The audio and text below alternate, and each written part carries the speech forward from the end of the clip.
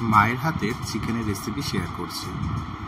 প্রথমে মা তেল গরম করে তাতে টুকরো করে রাখা আলু হলুদ দিয়ে ভালো করে মেখে ভেজে নিয়েছে। এই আলু একটু হালকা লাল হলেই মা তুলে নেবে, তারপরে অন্যান্য মশলা দিয়ে রান্না শুরু করবে। আলু ভাজার তেলেই পেঁয়াজ কুচি ভেজে নিচ্ছে। কিছুটা ব্রাউন হলে তার মধ্যে রসুন, আদা, শুকনো লঙ্কা, কাঁচা লঙ্কা সব কিছু ভেজে নিয়েছে।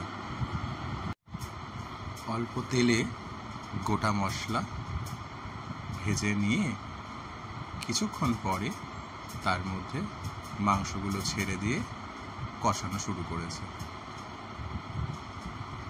মাংস কষানো হতে হতেই তার মধ্যে হলুদ একটু দিয়ে কিছুক্ষণ নাড়ানোর পরে তার মধ্যে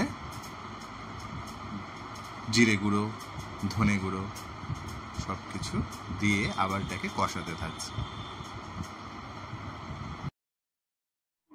রান্নার শুরুতেই ভেজে রাখা পেঁয়াজ, রসুন, আদা ঠান্ডা করে সেটাকে পেস্ট করে এবার মাংসের মধ্যে দিয়ে আবার নাড়তে শুরু করেছে। ভাজা আলুগুলোকে ছেড়ে দেওয়া হলো। কমপ্লিট। এখন এর ঝোলের জন্য গরম জল দিয়ে দেওয়া হবে।